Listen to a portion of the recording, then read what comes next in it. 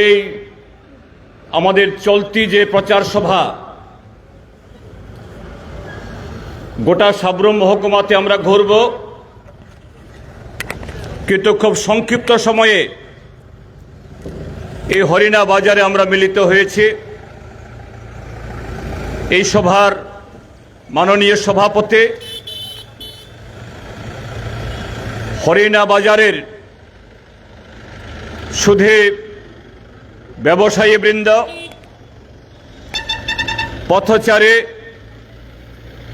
এবং দূর থেকেও যারা আমাদের গলার আওয়াজ শুনছেন, এই এলাকার সমস্ত সুধী নাগরিকদের আমি আমাদের এই দেশ রক্ষার জন্য যে মঞ্চ তৈরি হয়েছে তার পক্ষ থেকে আমাদের যে প্রার্থী রাজেন্দ্র রিয়াং, ইতিমধ্যে তার নাম আপনারা শুনেছেন, বা বিগত সময়েতে তিনবার তিনি ত্রিপুরা বিধানসভার একজন দক্ষ বিধায়ক ছিলেন, সেই হিসাবে জানেন। তার পক্ষ থেকে আপনাদের সকলকে শুভেচ্ছা, অভিনন্দন এবং নমস্কার জ্ঞাপন করছি। বন্ধুরা, খুব লম্বা বক্তব্য রাখার সুযোগ নেই, সেরকম আপনাদের কাছে আগাম জানিয়েও আমাদের সভা আমরা করছি না। কাজে খুব সংক্ষেপে যে কথাগুলো এখানে বলতে চাই, বিগত 17টা লোকসভা নির্বাচনের মতোই আরেকটা নির্বাচন আমাদের সামনে উপস্থিত হয়েছে। আমাদের সংবিধান প্রদত্ত অধিকার অনুযায়ী আমরা একটি একটি করে ভোট আবার সবাই দেব। কিন্তু বন্ধুরা, সময়ের প্রেক্ষিতে গত 10 বছরে ভারতীয় জনতা পার্টি এবং তার যে একজন একনায়কতন্ত্রী নেতা নরেন্দ্র মোদী আমাদের দেশের গণতান্ত্রিক ব্যবস্থাকে, তার সাথে অর্থনৈতিক, সামাজিক সমস্ত ক্ষেত্রকে যেভাবে ধ্বংসের কিনারায় ঠেলে দিয়েছে, সেই জায়গায় এবারের ভোট শুধু একজন নাগরিক হিসাবে, ভোটার হিসাবে একটা ভোট দিয়ে দেওয়া, তার মধ্যে আমাদের কর্তব্য এবার সীমাবদ্ধ থাকবে না, বরঞ্চ এবারের ভোট এক বিশাল জাতীয় দায়িত্ব, এক বিশাল নাগরিক দায়িত্ব হিসেবে উপস্থিত হয়েছে। কারণে আমি সারা দেশের কথা যখন বলবো বা বলার চেষ্টা করে, আপনারা যারা এখানকার সাধারণ মানুষ, দৈনন্দিন জীবন যুদ্ধে যারা ক্লান্ত, সংসার চালাতে যারা হেস্তনেস্ত, হয়তো বলবেন সারা দেশের কথা শুনে সংবিধান, পার্লামেন্ট এসব, আমরা সাধারণ মানুষ, আমাদের সেই সময় নেই। বন্ধুরা, আপনাদেরকে আমি এই সারা দেশের দিকে আপনাদের চোখ গড়িয়ে আপনাদেরকে আপনার চিন্তার জগতে আমি কোনো রকমের অনুপ্রবেশ করতে চাই না। আমি শুধু আপনারা যারা আজকে এই মনু নদীর এপার উপরে বসবাস করছেন, এই পশ্চিম হরিণা, পূর্ব হরিণা, এদিকে চালিতাছড়ে, গোয়াচান, আপনাদের দৈনন্দিন জীবনের অভিজ্ঞতা থেকেই বলতে চাই। বন্ধুরা, আজকে কত তারিখ? চৈত্র মাসের আজকে 18 তারিখ।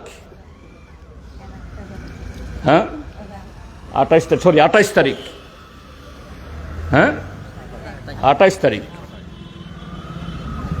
আর দুদিন বাদে এই বছর শেষ হবে, নতুন বছর আসবে। ধনী গরিব, পাহাড়ে বাঙালি, হিন্দু বৌদ্ধ মুসলমান, এই অঞ্চলে বা ত্রিপুরা যে আমরা যারাই আছি না কেন,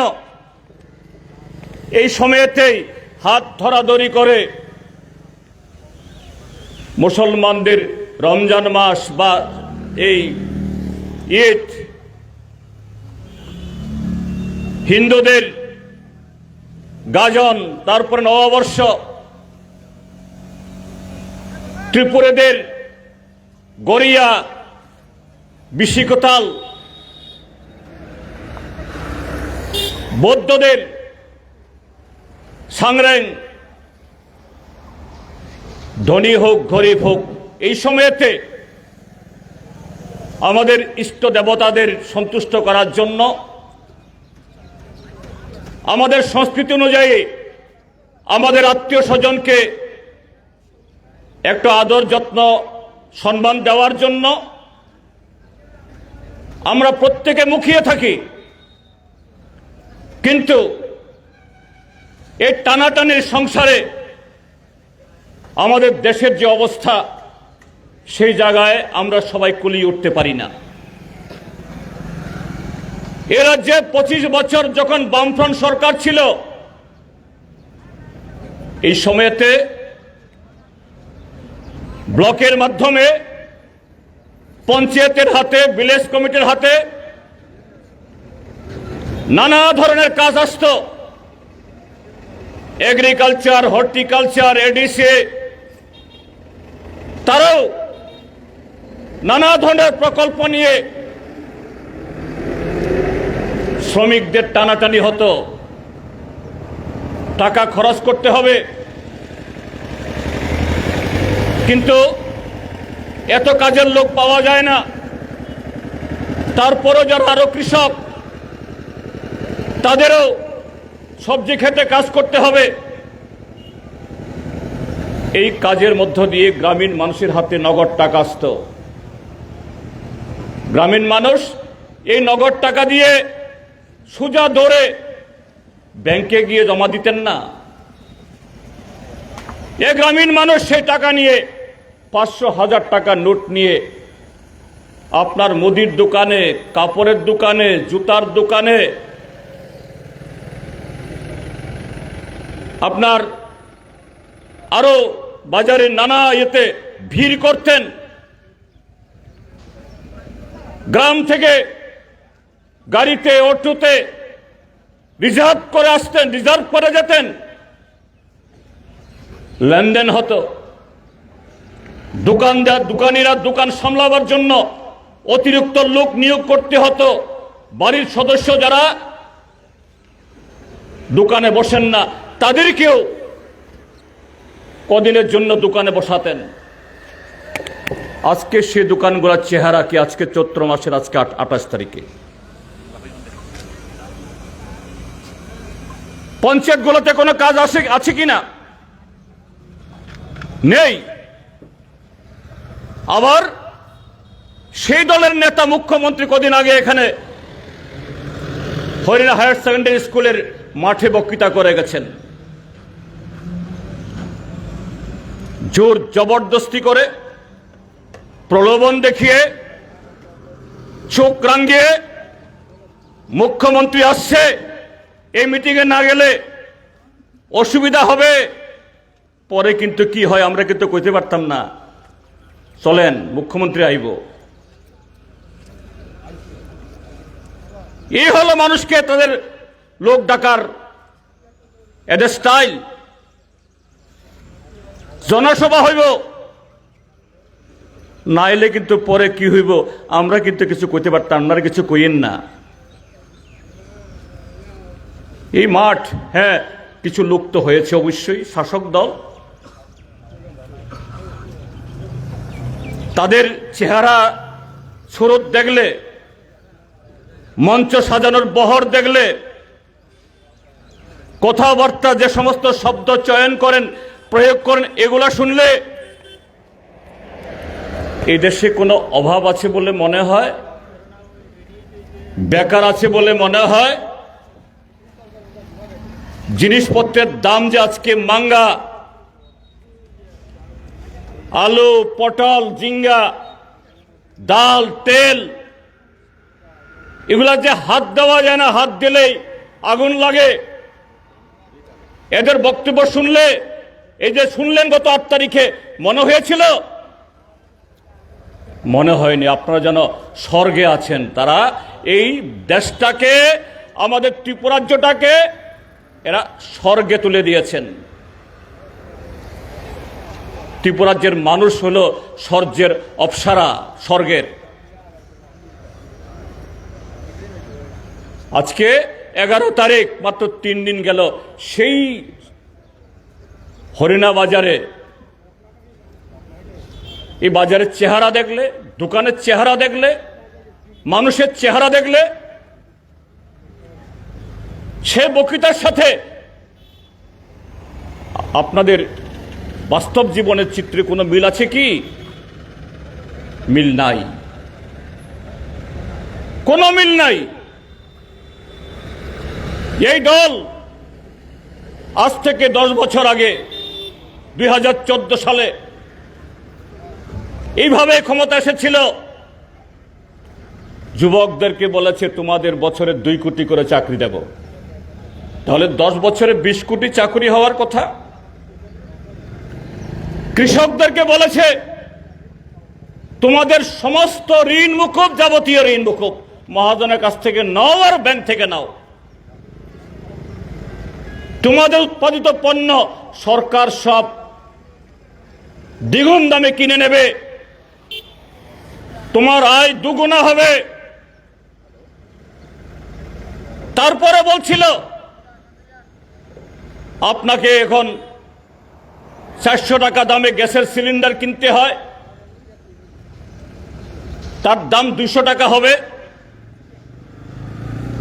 আলু, পটল সবকিছুর দাম কমবে। আজ সেদিন বন্ধুরা সেভাবে 5 বছরের জন্য ক্ষমতা আসলো, তারপরে আবার 5 বছরের জন্য আসলো। এই আজ সেদিন আপনার ঘরে এসেছে। 2014 সালে আপনি যে দামে রান্নার গ্যাস কিনতেন, যে দামে আপনি আলু কিনতেন, পেঁয়াজ কিনতেন, সরিষার তেল কিনতেন, আজকে কত? 2014 সালেও আপনার গ্রামে যতজন সরকারি কর্মচারী ছিল আজকে ততজন আছে কিনা? গত 10 বছরে বামপন্থী ফ্রন্ট সরকারের প্রথম দিক থেকে দেওয়া বহু কর্মচারী আপনার ঘরের লোক রিটায়ারমেন্টে চলে গেছেন, সেখানে নতুন কেউ পায়নি। সেই দল 18তে ত্রিপুরাতে আসলো ক্ষমতায়, একইভাবে ঘরে ঘরে চাকরি হবে, রেগা 200 দিন হবে, 340 টাকা মজুরি হবে, শিক্ষক কর্মচারীর বেতন দ্বিগুণ আড়াইগুণ হবে। বন্ধুরা, গত 6 বছর বা কেন্দ্রের 10 বছরে এই দেশের মধ্যে শুধু ত্রিপুরা কেন, কোন রাজ্যের কৃষি বিকাশ হয়েছে? হয়নি। কিন্তু আপনাকে দিয়ে সিপিএম এর পার্টি অফিস ভাঙতে বাধ্য করেছে। সিপিএম এর পার্টি অফিসে আগুন লাগাও। দিওয়ালির দিন, দিওয়ালির দিনকে বলা হয় আরেক দিক থেকে দীপাবলি, আলোর উৎসব। সেই দীপাবলির দিনে আপনাকে দিয়ে সিপিএম এর ঘর আগুন জ্বালাও, সিপিএম সমর্থকদের খেরের চিনে আগুন দাও, রাবার বাগান ধ্বংস করো, বাজারে আসলে অপদস্থ করো, দোকানপাট বন্ধ করে দাও। এদের মিছিল মিটিং তো বন্ধই আছে, তাহলে তুমি চাকরি পাবে। পেয়েছেন বন্ধুরা? হয়েছে কারো? আপনার জন্য তেল, আলু, পেঁয়াজ, গ্যাসের দাম সস্তা হয়েছে, গ্রামীণ ব্যাংকে আপনার ঋণ মুকুব হয়েছে? হয়নি।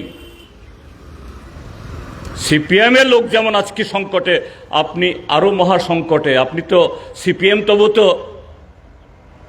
সবসময় না বলতে পারলেও সুযোগ পেলেই প্রতিবাদ করছে, সরকার নীতির বিরুদ্ধে মাথা উঠাচ্ছে তার অধিকার অনুযায়ী। কিন্তু আপনি তো, আপনার অন্তর জ্বলছে, আপনার বুক জ্বলে, আপনার কলিজা জ্বলে, আপনি কিচ্ছু বলতে পারেন না। আপনাকে শুধু বলতে হবে ভারত মাতা কি জয়, কিন্তু আপনার মাতার অবস্থা খারাপ।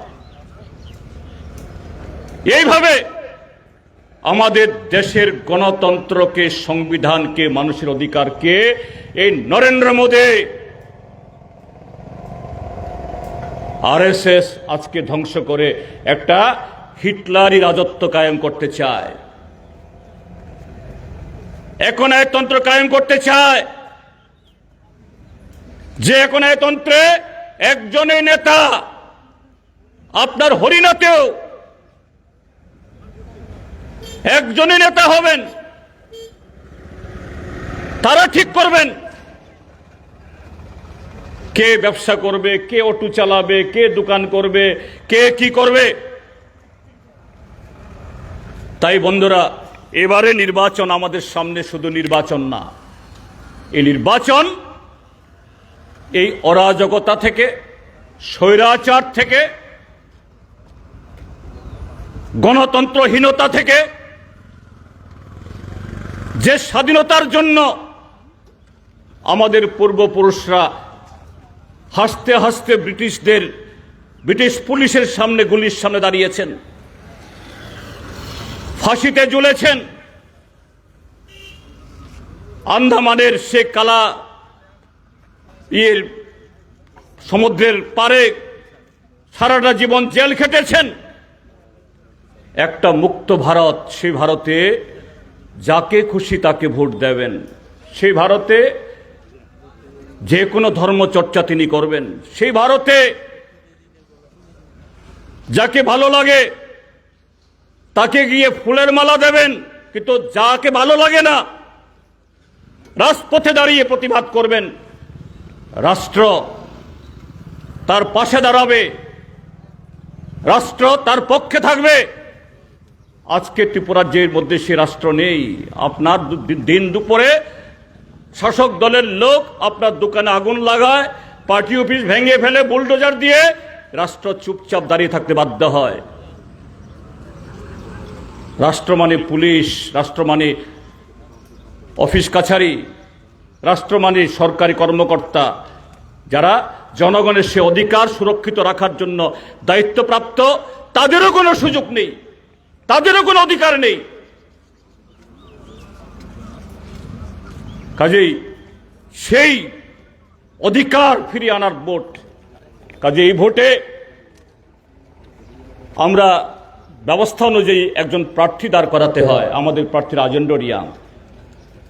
কিন্তু প্রকৃতপক্ষে নরেন্দ্র মোদী, বিজেপির এক গণতন্ত্র ধ্বংসলীলার সামনে প্রার্থী আপনি। কেননা আপনি খ্যাত মজুর হিসাবে আপনি আক্রান্ত, আপনি বেকার যুবক, আপনার অধিকার সংকুচিত, আপনি সংখ্যালঘু নারী, সংখ্যালঘু পুরুষ, আপনার ধর্মচর্চার অধিকার বলণ্ঠিত, আপনি গরিব মানুষ, আপনার মুখের গ্রাস কেড়ে নিচ্ছে। প্রকৃত অর্থে সেই প্রার্থী আপনি। স্বৈরতন্ত্রের বিরুদ্ধে এ দেশের সমস্ত দেশপ্রেমিক নাগরিক সবাই প্রার্থী। এই জন্য 27টা রাজনৈতিক দল, এই ত্রিপুরাজ্যের মধ্যে কংগ্রেস, কমিউনিস্ট মানে হলো দীর্ঘ কয়েক দশকের রাজনৈতিক লড়াই আমাদের মধ্যে। হ্যাঁ, ঠিক, এখন অন্য দল ছিল না। আমাদের মধ্যে কর্মসূচিগত ফারাক ছিল, মতাদর্শগত ফারাক ছিল। আমাদের পার্টির পতাকার রং লাল, তাদের পার্টির পতাকার রং তেরঙ্গা ঝান্ডা। কিন্তু আজকে আমরা ঐক্যবদ্ধ হয়েছি কোনো পবিত্র কর্মযজ্ঞে, এটা কোনো পাড়াতে হোক, কোনো সমাজে হোক, দুর্গা পূজা, কালী পূজা বা এরকম কোনো সামাজিক উৎসব, দেশে যদি কখনো মরক লাগে, ভূমিকম্প হয়, প্রাকৃতিক দুর্যোগ হয়, তখন পতাকা নিয়ে মানুষ দাঁড়ায় না, তখন সবাই ধরাধরি করে একসাথে নামে। আজকে আমাদের দেশে রাজনৈতিক দুর্যোগ, সেই দুর্যোগের নাম নরেন্দ্র মোদী আর ভারতীয় জনতা পার্টি।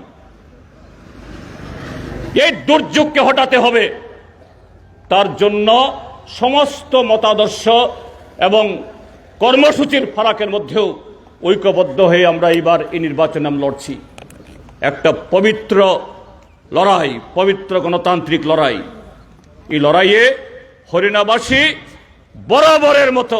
বরাবরের মতো আপনারা গণতন্ত্রের পক্ষে, উন্নয়নের পক্ষে,